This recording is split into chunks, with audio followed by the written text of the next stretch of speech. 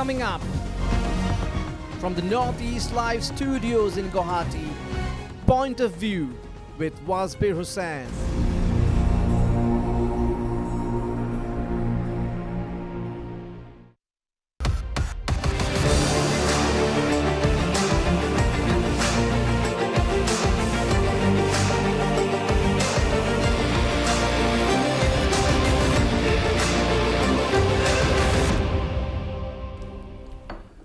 Hello and welcome to Point of View, the show that decodes the region and beyond. I am Wasbir Hussain. Battle lines are drawn in Assam for the assembly elections next year. While the ruling BJP and its allies, the AGP and the BPF, are bent on snatching victory for the third time in a row, the Congress, still the main opposition party in the state, is struggling to give a direction to its election agenda. A Congress-led opposition alliance seems to be taking shape with a dozen or more parties, but Assam Congress President Gaurav Gogoi has definitely dampened the mood among the parties by saying that the Congress would contest 100 seats and only leave the remaining 26 seats for the alliance partners. This at a time when a key ally of the Congress, Rise or Dal chief Akhil Gogoi, said that allies were trying to finalize candidates in 42 seats. While the opposition faces the challenge of an amicable seat sharing, the BJP in the state has already got a head start with Prime Minister Narendra Modi and Home Minister Amit Shah visiting the state and addressing massive public rallies within a span of 10 days. On his part, Chief Minister Dr. Himanta Biswa Sharma has already declared that demography and development would be the BJP's key poll slogans for 2026. Chief Minister Sharma is also banking on his drive against illegal migrants, retaining states, absolutely reclaiming Satra lands from encroachers by illegal Bangladeshi migrants, and highlighting the mega infrastructure and development boost in the state. The big question is whether elections in Assam will be a direct fight between the BJP and its allies and a seemingly fragile coalition led by the Congress. Also, it will be interesting to watch the AIUDF, the party led by Badruddin Ajmal, who will be contesting solo this time, particularly because AIUDF Supremo Badruddin Ajmal has been saying that his party would rope in Asaduddin Owaisi's AIMIM as well as the UDF from Kerala. To discuss the Assam poll arithmetic, I have with me a distinguished panel tonight. I have with me Mayur Bora, social commentator and author, Mr. Swapnanil Barua, former administrator and now a political analyst, Dr. Akhil Ranjan Datta, professor of political science at Guwahati University and well-known commentator, Dr. Rajiv Hendik, professor at Guwahati University and an analyst, and of course, Mr. Kirip Chaliha, former MP and a very well-known political commentator and analyst. Gentlemen, welcome to Point of View. But before we begin the discussion tonight, viewers, let's listen in to 2-3 small relevant bites that will help us in understanding the background to this discussion. First of all, let's listen in to what Dr. Himanta Biswa Sharma said about the key election slogans that is going to be the BJP's prime mantra for 2026. যোৱা 5টা বছৰত আমি এখন নতুন অসমৰ কল্পনা মানুহৰ মাজলৈ আনিব পাৰিছো কিন্তু ভাৰতীয় জনতা পাৰ্টিৰ চৰকাৰখনৰ লক্ষ্য বিকাশ কিন্তু সেই বিকাশৰ প্ৰয়োজন ক'ত যি বিকাশৰ আনন্দ অসমীয়াই অনুভৱ নকৰিব অৰ্থাৎ আমাৰ বাবে বিকাশ যিমান ইম্পৰ্টেন্ট আমাৰ বাবে অস্তিত্ব সিমানে important Okay, so he said that development and the identity are equally important as far as the BJP is concerned. That's the point that Dr. Himanta Biswa Sharma is making. Therefore, the key slogan of the BJP is going to be demography and development. Now, let us see, when the BJP is setting its agenda, giving the people a sneak peek into what it is going to harp on during the elections, the Congress is talking about contesting 100 seats, thereby dampening the mood of its dozen-odd alliance partners. Let's listen to what Pradesh Congress President Gaurav Gogoi said in Tezpur recently. আমাৰ ইতিমধ্যে আমাৰ সিদ্ধান্ত যে 100 seat 100খন আসনৰ ওপৰত কংগ্ৰেছ দলে প্ৰতিদ্বন্দ্বিতা কৰিব আৰু বাকীকেইখন আসনৰ ওপৰত আমাৰ বিৰোধী দলসকলৰ মাজত তেওঁলোকৰ মাজত আলাপ আলোচনাৰ যোগেদি আমি ভাগ ভাগ কৰিম কিন্তু এখন আসন ওপৰত কংগ্ৰেছ দল নিজে নিজৰ প্ৰাৰ্থী যোগেদি প্ৰতিদ্বন্দ্বিতা চলাব। Very, very clear statement by Congress President Gaurav Gogoi there, said Congress on its own will contest 100 seats and the remaining 26 seats will be distributed among the alliance partners through discussions. Now, are the alliance partners happy about it? Well, let's listen into what Akhil Gogoi, Riser Dol chief and a key ally of the Congress, had to say. Gaurav Gogoi kothato beya paiso. খোলা খুলি কথা এখখনত গৌৰৱ গগৈ এখখনতকৈ অধিক বুলি কৈছে দে এখখন নহয় এখখনতকৈ অধিকত আমি খেলিম বাকিখিনি seat ভগাই দিম তেওঁ ঘোষণা কৰিলে আৰু আলোচনা নকৰাকে ঘোষণা কৰিলে গতিকে আৰু এটো ঘোষণা কৰা উচিতে নহয় আমি এটো ভিতৰত আলোচনা কৰিম। Well, very, very clear-cut and blunt statement by Akhil Gogoi. He said that, Gaurav Gogoi has said that he will contest 100 or more seats on its own. And he said that we are very unhappy. There was no discussion. That it's a breaking news that Akhil Gogoi is saying. He has also made it clear that there was absolutely no discussion and that should have been discussed not in front of the camera. That should have been announced not in front of the camera, but there should have been a discussion. Now, first comments from you. Let me start with Dr. Akhil Ranjan Datta. What do you make of the opposition alliance vis-a-vis the BJP's head start that it has got to its campaign? We should understand that Congress is out of power both at the center and also at the state level for a decade now. Therefore, there has been a crisis in terms of its presence. And if you look at the leadership, the leadership has not been that energetic, that aggressive in terms of setting the agenda, so on and so forth. And they have the opposition parties which themselves have been asserting to have a kind of presence in the electoral battles. Therefore, the kind of issues which are coming up, kind of statements which are coming up, I think these are very, very natural. It has definitely benefited the ruling alliance, that is NDA, but I don't take it too seriously. I think when a party or set of political parties are out of power, they have this crisis and they keep on asserting themselves so that in the process of finaling the alliance, they have a bargaining point. I look at all these issues, whether it is of Gaurav Gogoi or for that matter Akhil Gogoi, I think these are very bargaining status as bargaining tactics on their part, and I don't read it too much. Okay, Mayur Bora, Akhil Ranjan Datta is saying that these are bargaining tactics. It doesn't read too much into it. But here at a time on this election eve, when the Pradesh Congress president is saying that we are going to contest 100 seats at a time, when he has an alliance of 12 or more political parties, big or small, that's a different matter. But here we have seen one of the alliance partners very, very clearly saying that we are unhappy and there was no discussion. Do you think this is going to put the Congress-led alliance on the back foot even before it has crystallized? You see, the BJP is like a perennial river in terms of their election management and the kind of hunger that have shown in the last 2-3 decades in the country and more so in the last 10 years.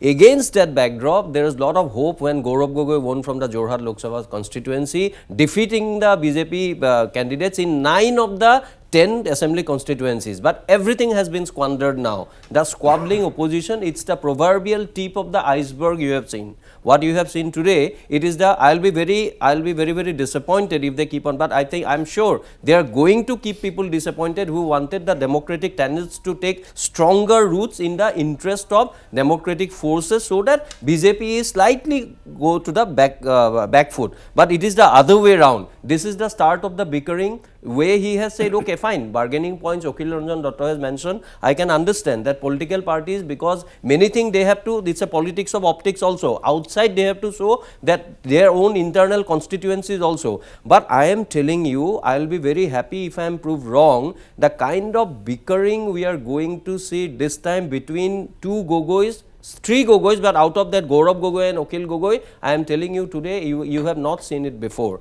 Because whatever little understanding I have about their internal politics and all, Gaurav Gogoi, I don't know, he has become listless after his election from Jorhat, and he is playing his cards close to his chest.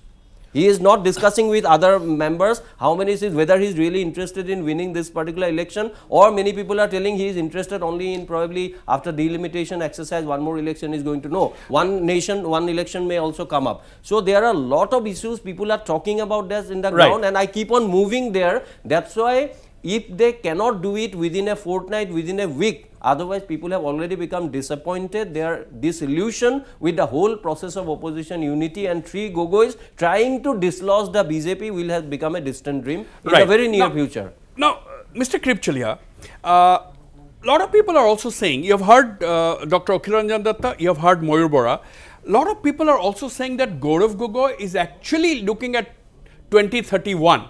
And he is trying to consolidate whatever he can, and he is actually not looking at 26, but he is looking at 31. Otherwise, a lot of people are saying that why would he directly say, without a consultation among the alliance partners as to how many seats they are going, because these are things which you don't really give out until the last moment. Whereas he has said that we are contesting 100 or more seats and we'll leave only 26 seats for the opposition to share. That led to the reaction by Akhil Gogoi, which you just saw. What do you make of this? See, I think we are going to talk about the future possibilities on the coming election. Now, in this, I have a feeling, my personal feeling is that the so-called alliance of opposition, with Congress leading them, I don't think that alone decides the future of the electoral results. In the first place, I don't think there has been a huge mobilization of votes in favor of Congress party because some of the left parties, and especially Akhil and the other position. 3 Gogois is a very funny term, and I don't want that to be repeated again, because I don't think we should talk about Gogois and Baruas and all. This is a very silly kind of thing. But what I can say is, what the panelists said, like Moir and Akhil also, I think presently people are the people who are watching the political situation, people who are politically conscious, they still feel that in spite of lot of opportunities to hit at the ruling BJP during for their performance in the last 10 years, the process has been slowed. Slowed not because one-man party of Akhil Gogoi says that I need more votes and all that.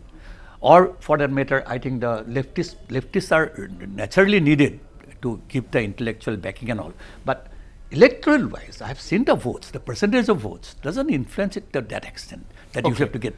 Okay. I'll come to you, Dr. Rajiv Hendik, but let me quickly take a view from Mr. Swapnil Barua. Mr. Swapnil Barua, you had been with the BJP earlier. I don't know whether you are an active member of the BJP now. You were the vice president at one point of time. But my question is, do you get a sense that the BJP has really got a head start, and that it's only a formality before they plunge headlong into the election campaign with its agenda of development and demography? Because you have seen the symbolism, you have seen what Botodrova was until a couple of years ago. It was under the grip of encroachers, mostly by illegal migrants. Now it has been cleared, and see what a beautiful structure has come up at Botodrova, which was inaugurated by the Home Minister only yesterday. I think you're very correct in assessing that BJP is very clear as to what it wants to do in the coming years. You all are seeing it in terms of the 26 elections, but I am seeing it with the little bit of touch that I have been with the BJP, is that it is going to be 200 years of British rule in Assam in 2026. These 200 years have been very critical in the sense that the demography has changed in the 200 years, and along with it the social fabric has changed. See, you had the original inhabitants, then you had the later migrants, and among the later migrants now we have been able to segregate them into the Hindu group and the migrant Muslims. Now possibly there is one thing which I see in the BJP, although I am not very privy to the information, that there might be a decision or there might be an effort to really end minority politics in Assam after it began in 1905 when Sadullah was a part of the creation of the Muslim League. So I think this itself has created a lot of problems now, and the process of unification, cultural unification of Assam is possibly going to begin from this election. So in that way we are seeing that both development has been touched on by the government and also the cultural identity part has been touched on by the BJP as a party, and they are proposing and moving ahead with really now the focus is on the original inhabitants and their culture, and possibly expediting the process of the amalgamation of the later migrants into the greater Assamese culture. That is how I see it, and Okay. I think results apart, we are more or less sure that 70 is worst case scenario. BJP is getting 70. With a little bit of improvement, it can go up to 90. So, we already, Swapnil Barua here is already predicting the numbers. We'll come to that, Mr. Swapnil Barua. Let me go to. What I am saying is the Yeah. assessed figures. Yeah. You begin with certain figures, and that is why I think the whole exercise from the opposition has begun with the deciding on the figures. At least the opposition had not decided anything. Now at least one person, two people have decided on the figures part of it. Ajmal has decided that they will contest in 35 and be happy with 25. And Gaurav Gogoi has started that I will be contesting on 25.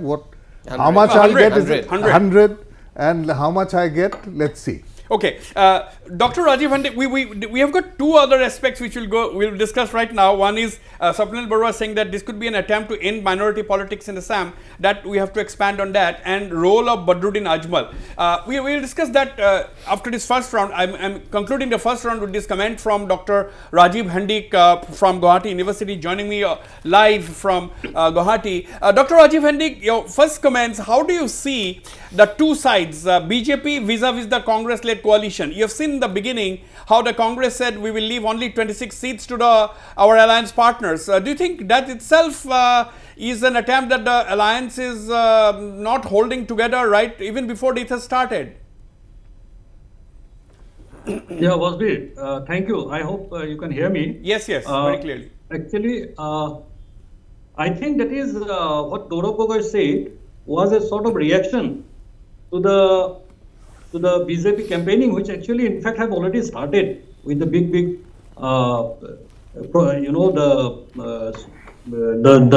opening of the Batadrawa Khan and all the other development projects which are now being in a way unfurled before the public, and there are more to come.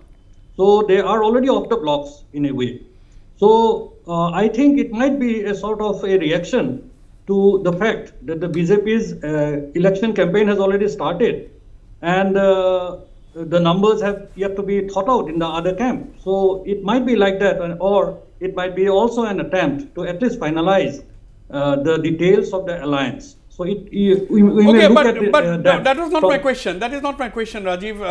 My question is, it's not a question of sheet sharing. Gaurav Gogoi has clearly said that the Congress alone will contest more than 100 seats, or let's say 100 seats, and we'll leave only 26 seats to our 12 or more alliance partners. Therefore, the opposition alliance partners are unhappy. Akhil Gogoi said that this was his unilateral decision. No, I understand, and I agree to that, what you are saying. What I am saying is only that you see the coming of the visit of both the Prime Minister Narendra Modi, followed by the Honorable Home Minister Amit Shah, and which the large gathering which were there in the meetings that they actually addressed. Are you saying that Gaurav Gogoi was trying to put up a brave face by saying that Congress will contest 100 seats? Is that so? Is that what you mean? Yeah, they are actually moving towards that, trying to put up a brave face. And but at the end of the day, we have to understand one thing, election is about not only about the elections per se. You need the leaders, you need the organization, and you need the resources. As Ajay Makan himself has actually highlighted in Parliament, today the resources of BJP far outweighs the resources of the other political parties. Okay, and in terms of organization, you go to the grassroots.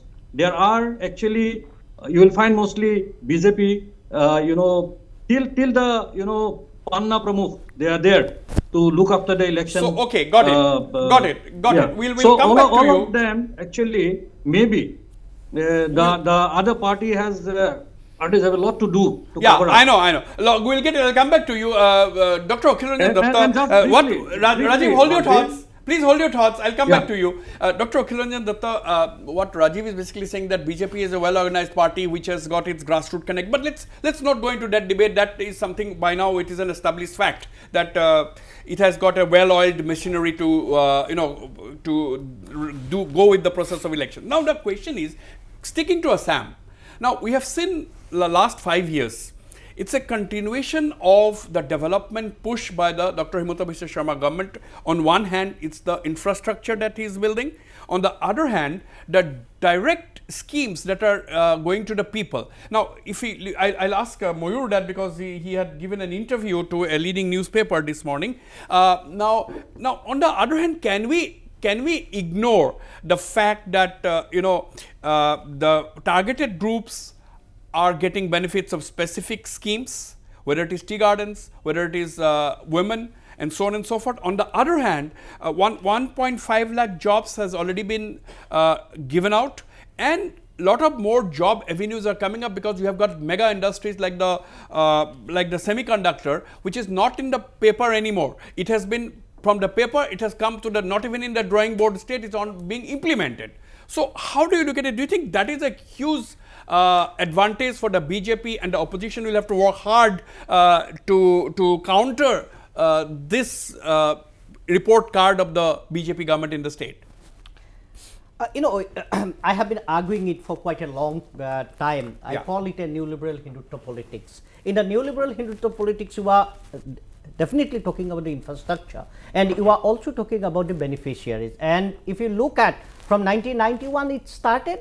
It became a huge kind of issue from 2004 onward, and from 2014 onward, it has become the only strategy or prime strategies on the part of the incumbent government, to fight the electoral battles.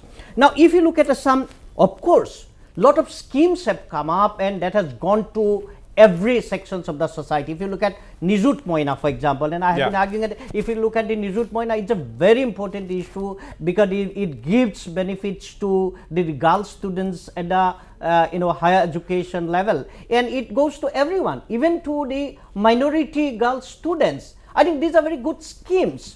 But you also need to look at SDGs, for example. If you look at Sustainable Development Goals 2020 and 24, if you look at Assam's achievements in quality education, for example, it is 41%. It is the fourth position from the below as far as the states of India are concerned.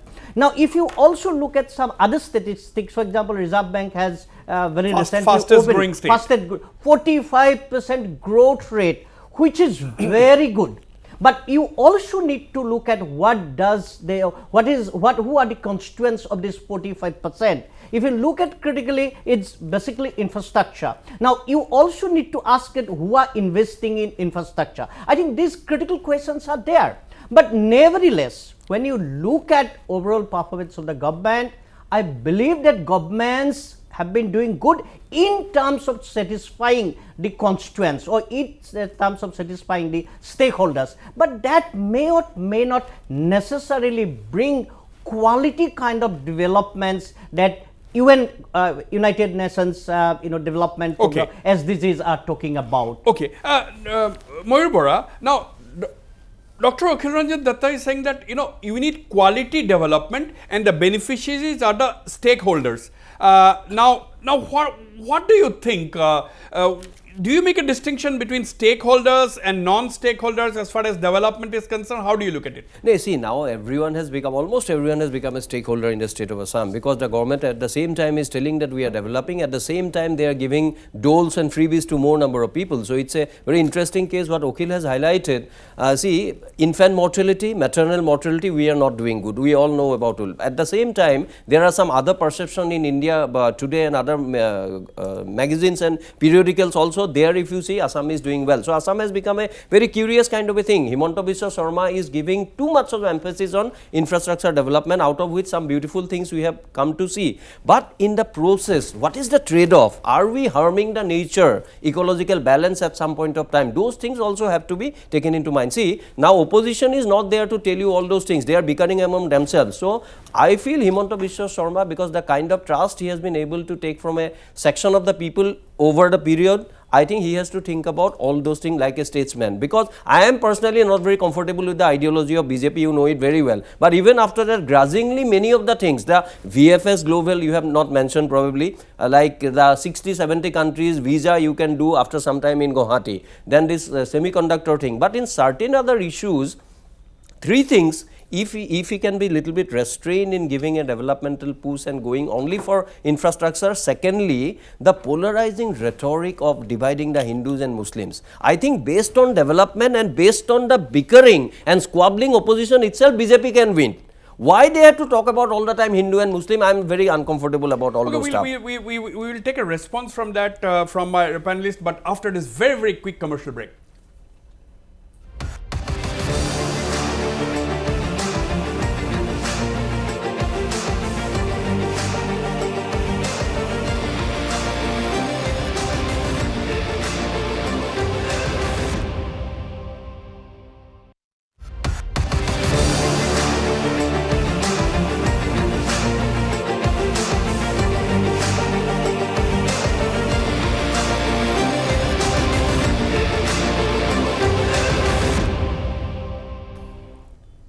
Welcome back. Let me go to Mr. Krip Chalia. Mr. Krip Chalia, now you see, we are talking about the Chief Minister said that development and demography or identity will be the key poll slogans. Now there is the issue of, when we talk about development, we have already discussed a little bit on that. There is huge infrastructure push, no doubt about it. But what about electoral engineering?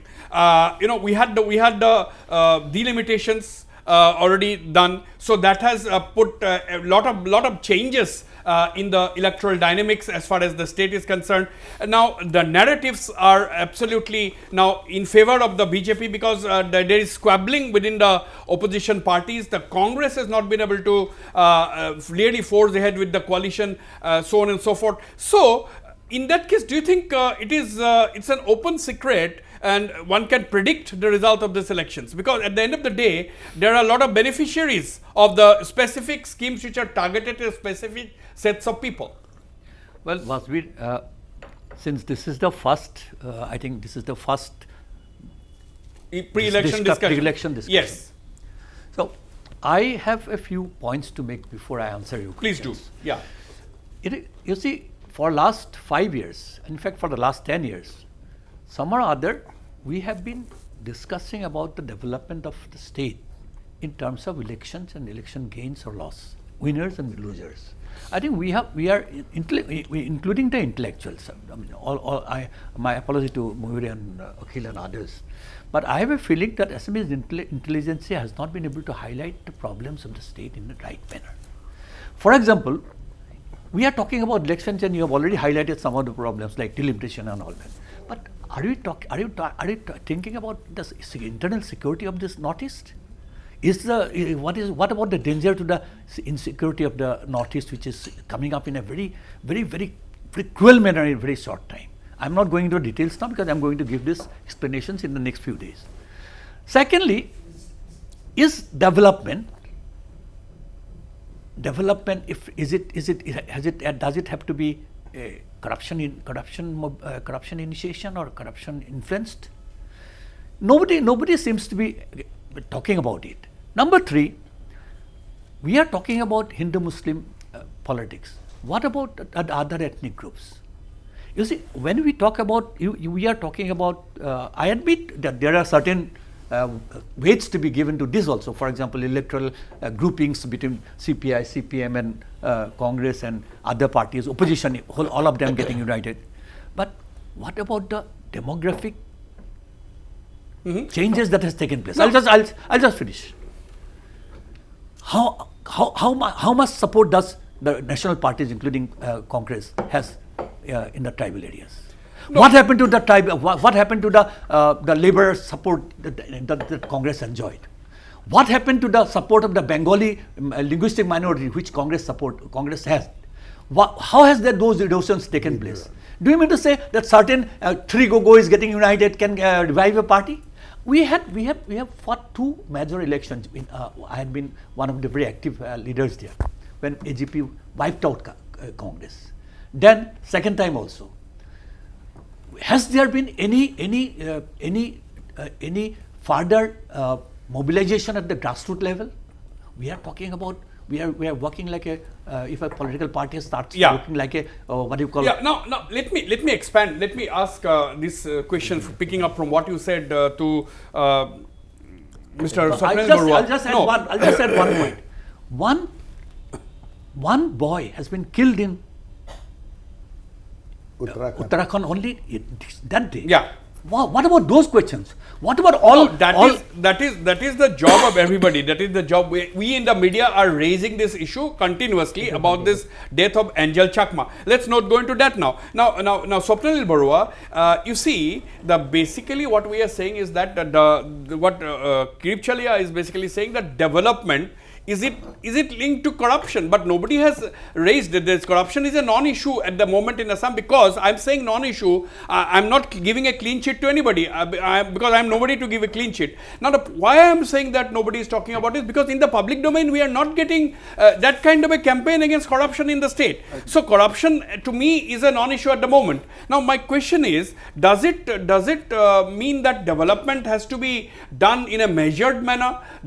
So development coming from any quarter is good for the state, isn't it? Because in the last 75 years of independence, do you justify the loans?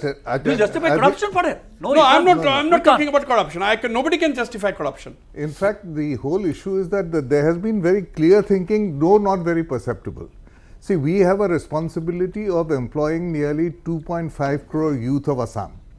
Now, how does that happen?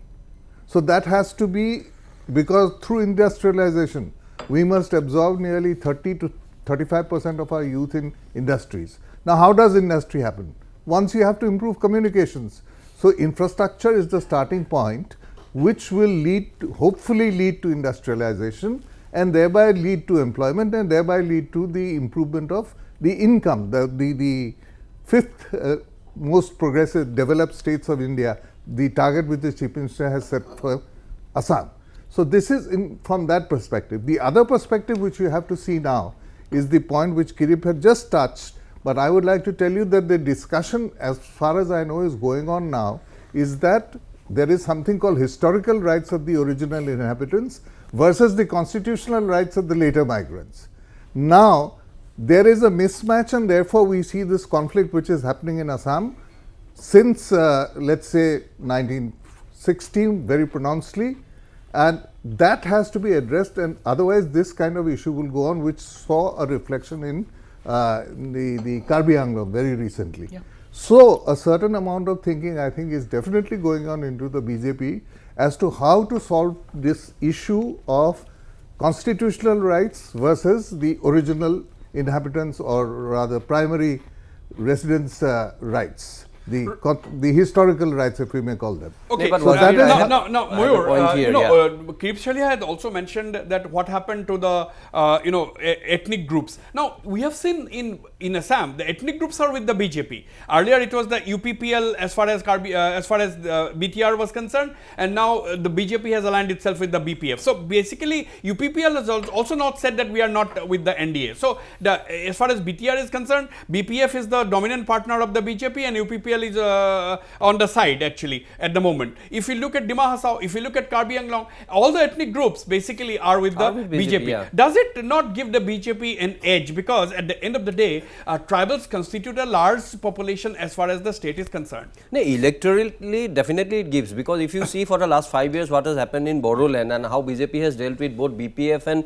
UPPL without directly saying, also threatening at some point of time that we are going to arrest him or put him behind bars, at the same time again striking a friendship, electoral friendship with them. So that we have seen. That you are very right. You are telling it is only a mirror to the other groups, also tribal groups of the Assam, and most of them are with, for their own reason, pecuniary consideration, other benefits, they are with the BJP. But I have a point about what Mr. Kirip Solia has said. I don't know about his past party or the present party. Congress also has not highlighted the kind of issues. I don't qualify myself to be an intellectual, but as an ordinary citizen, many of the things we have been highlighted. Two things I can say. This Hindu-Muslim, this rhetoric, this polarizing, toxic rhetoric, we have been always lambasting, lampooning, trying to erect a counter narrative to it. Where is Congress in that? Congress has not played a desired role in that direction. And about Wasbir, one more thing, what Swapnanil Borua has told about the historical rights and the constitutional rights, it sounds very good in a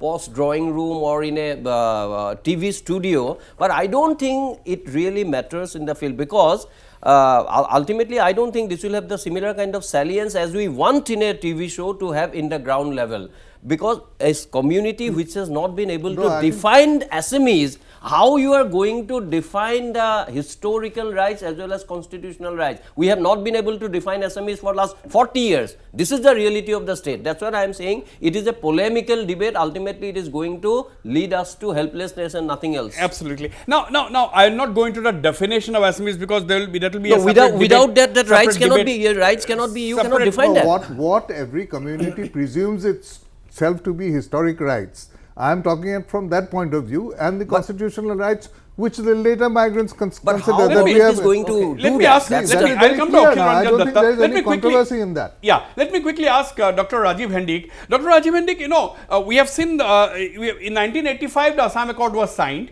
AGP came to power. Then it was the Congress. BJP is a later entry as far as Assam is concerned. Now, we have seen the beautiful Shohid Memorial that was just built by the Himanta Biswa Sharma government. It was inaugurated recently. Now, the point is, why couldn't the AGP or why couldn't the Congress that had signed the Assam Accord with the government of India think of building something like the Shohid Memorial, recognizing the 600 odd martyrs who sacrificed their lives to preserve Assam's identity. So this narrative, and it was the BJP who gave the Bharat Ratna to Lokopriya Gopinath Badala. It was the BJP who gave the Bharat Ratna to Bhupen Hazarika. Do you think it will be easy to counter this narrative, which is going in favor of the BJP? These are facts.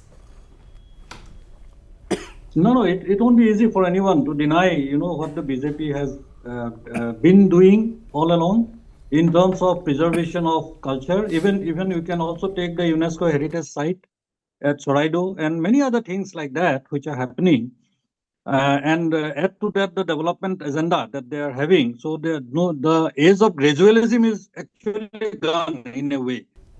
But I would like to actually dwell upon what Swapnanil Borua had said about the historical rights and the constitutional rights. I think if there is any party that can actually solve this issue of having the original inhabitants, that is, at the time of Yandabo, perhaps that is what he means. Because, the colonial encounter in Assam is very, very different from what has happened in other parts of India. And to make people understand of other parts of India, what happened to Assam, if you look at the census, you will get to know it. 1921, 1931 census are having maps with arrow marks, all pointed towards Assam. The type of demographic, you can say, inversion that happened in Assam, it has not happened in any other parts of India.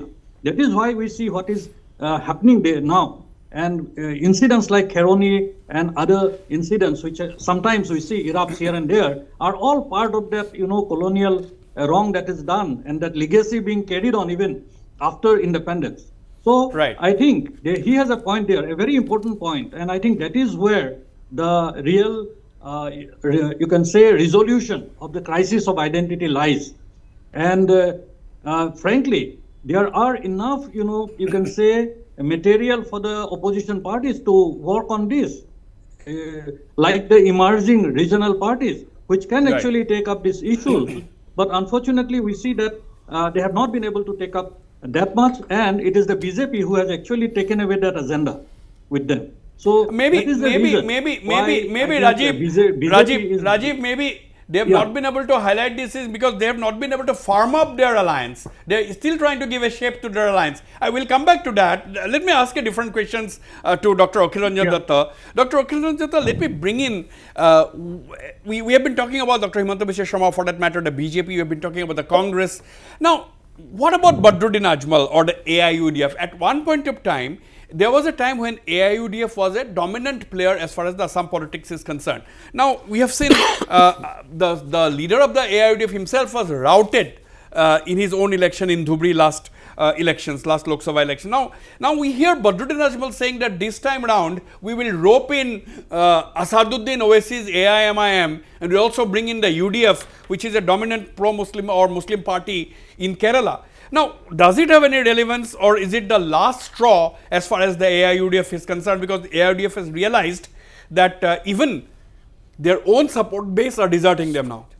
No, you need to look at the electoral performance of AIDF for that matter, because that party has been fighting elections from 2006 onward. If you look at 2006, 2011 and 2016, and also the parliamentary elections in between, they were doing good. But if you look at the 2024 parliamentary elections, that has been a kind of blow to the party. Now the party itself has been struggling to, claim its electoral presence in the state. And if you look at 2021, Congress was an ally, or AIDF was an ally of the Congress and other political parties who were allies of the Congress. Now, because Congress has completely abandoned it, at least officially, the party has been struggling, to assert for itself its political presence and to convince the community that we are alive. I think for that only the party has been talking about all these things. But I think if Badruddin Ajmal does it, it will be detrimental to his own party and to the kind of politics which is happening in the state today. Now, let me also talk about a couple of issues which has come up. I will be short and precise. As far as ethnic parties aligning with BJP is concerned, I think this is nothing unusual. If you look at, for example, William H. Sangma, how the Meghalaya was created. Meghalaya was created through a movement. But once the state was created and the government was formed, William A. Sangma and his party merged with the Congress. And that has been the history of all ethnic political parties in Northeast India and Assam. If you look at in 2003, who had given BTC to Hagrama or to the community? It was BJP. But when it came to 2006, Hagrama or his party BPF aligned with the Congress, and that has been the kind of politics kind of traditions as far as the ethnic political parties are concerned. Right. If tomorrow somehow at the central government level party changes, they'll also shift to the party which is the ruling party. The third point, as far as the point raised by Swapnanil Borua, historical justices to the original inhabitants and the constitutional rights of the later migrants. All right, we have to do that. But does it need, or is it necessary to achieve that goal? Is it necessary to bring about such kind of polarizations? Is it helping the state? Is it helping the greater society? We need to look at these moral and ethical questions too. Now, Mayur Bora, I'm coming to both of you on my left. Now, the basic question is, where is the left today? We see the Congress having a list of parties which are supposed to be their allies. But what is their standing in the state? What is their vote garnering capacity? What about the left? Maybe I will ask this question to Akhilanjan Datta also. Where is the left? Now we have among the opposition parties which the Congress has, we only have Rise or Dal with one MLA. Now, does it make the Congress's task really an uphill one? See, definitely, because see, as far as the ideological underpinning of any particular political party is concerned, only those people there in the left and also in the right, including RSS, although they claim to be non-political, they are the ideological underpinning. You agree or you do not agree, but they are very loyal to them. But I'm finding it very strange that after 10, 14 years of BJP rule in the state, or in the state maybe for 9 years, the left, the kind of political imagination they should have shown in uniting the people against the misrule of BJP, as they keep on saying, I think they have spectacularly failed. And that's why, although, but in the last election, Manoranjan Talukdar won from one of the constituencies. So it was possible. That's why I keep on saying in 2021, Akhil Gogoi showed that he can win from the jail. In last parliamentary election, Gaurav Gogoi showed, not in the typical, in his language, in the political boss's language, the Mia region, that's from Upper Assam, the traditional Assamese, as Sapnalil Borua was highlighting, from those regions, Gaurav Gogoi won. And that's why I am very, very uncomfortable with the fact that how they have squandered this by quarreling among themselves. And that's why we are going to, Congress is also going to have a tough time. And you are asking about AUDF. Yeah. AUDF, ultimately, if they come up with the other two players, which are do not have much of traction in the state of Assam, but ultimately they may end up harming Congress nonsense in some of the western Assam constituencies, if they do not. No, I'm coming to you, Kripchalia, but Swapnil Borua, the inability of the Congress to provide a clear direction. Okay, they have changed their PCC president. They have brought a more vocal leader who is seen in parliament. He is a good parliamentarian, Gaurav Gogoi. But do you think that is enough? Where is the Congress's rank and file? A lot of people say that he is a general without an army. Now, do you think that is preventing even the alliance partners from coming up with some kind of a solid strategy to deal with the BJP, whereas the BJP has no such problem because its alliance is absolutely intact and they're very, very clear about that. Of course, I can tell you today, my prediction is that AGP will get a few lesser seats this time around, but that's a different story. But AGP and BPF are solid allies of the BJP. All the 40 seats, 30 odd tribal seats, you can be assured that will be in the BJP camp. You have 15 from the BTR area, then you have 4 from the Mishing community, you have 6 from the hills, and then one from Morigaon. So you have about 20 odd which are firmly with the BJP at the moment. But the point about Congress, as I am talking, I think I'll have to again go back slightly historically, when they sort of relied too much, putting their eggs in one basket after their failure in the 57 elections, when they decided to go on with the immigrants, the Hindu and the Muslim immigrants, to form the 57 party, when the Young Turks of the then Congress decided that we should look for different areas rather than relying on the Assamese community or the tribal communities for our support. So ever since then, for the next 30 or 40 years, they put all their eggs in the same basket of the Hindu Bengalis, the Tea tribes, and maybe a little bit of the Hindi-speaking community. Now what has happened is that because of that group has deserted them. Now they don't know whom to support and whom to look for support. Let me take this to Mr. Kripchalia. Mr. Kripchalia, BJP's allies are parties which have a solid base. Now it's the BPF which has won the elections. They have demonstratively won the BTR elections. So they have a support base. It's established. As far as the Karbi Anglong and Dima Hasao also, they have won elections. Their alliance partners have won the elections.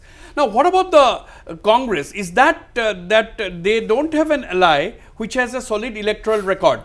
Now AIUDF was the only ally in the past that a Congress had which has a established, demonstrated electoral support base. Now that the AIUDF is not there, do you think the Congress is in a much more tighter spot than before? See, I'm sorry to say, I don't think AIUDF had been a constant ally of Congress party. AIUDF was born to oppose Congress party, number one. Number two, I will just come to the other point which Swapnil has been raising and everybody was discussing. So we seem to forget that we are now, as of now, we are still continuing the pre-partition politics getting affected this way or that way, as an extension. Moreover, some or other, the migration migration which is beyond control, even by constitutional process, is creating hell of a problem and a lot of insecurity among the people. And for that, political parties who are indulging in accentuating the differences and leading to the hardline political campaignings of hate and hate mongering, that is creating further problem to us. We mustn't forget that geopolitically, today, India is not in a comfortable position. That whatever you talk about the Indian government and the Prime Minister, that Indian foreign policy has totally failed in the last 10 years, totally isolated. In and around, India is today isolated from Nepal, isolated. Pakistan is an enemy, isolated in Ceylon, Sri Lanka, in Mauritius, now in Bangladesh. You see, we are totally alone. At that point of time, the greatest danger is from Assam and Northeast. We are talking about chicken neck. Now people are talking about it. When I said it, if you remember, I said it immediately after Mohsin came. So we have to be very, very, very, very careful about how things are taking place. Unfortunately, what is happening at the state level of politics, we haven't gone into the details of the dangers that Assam people are facing. Now, Congress was, don't forget, India was born only by the Congress, after Congress got independence for Assam.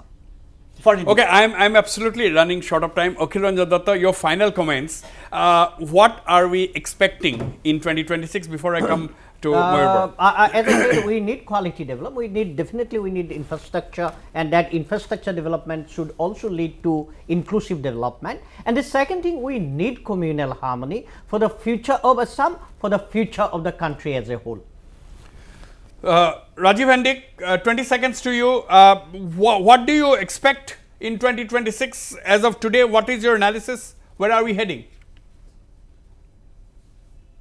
The BJP is, they have started already the campaign. The other party is a bit behind. But the point is, the anxieties that have been today, we have talked about, the anxiety of the people when we talk of demographics, that may actually tilt the election in whichever favor, we don't know. So there is still hope of a very good contest in the days to come. But as far as development is concerned, definitely, BJP has done quite a lot, and that will garner quite a lot of votes. But demographics may be the spoiler in the process. Okay, Mayur Bora, final comments from you. Do you think development that Assam has witnessed in the last 5 years or more is enough to propel the BJP ahead of its opponents? Do you think the extent of development and infrastructure that the Himanta Biswa Sharma government has been able to build in Assam is going to make the task all the more difficult for the opposition? No, definitely it is going to make the task difficult for the opposition, but I feel development bereft of the toxic rhetoric will be difficult also for BJP to get a very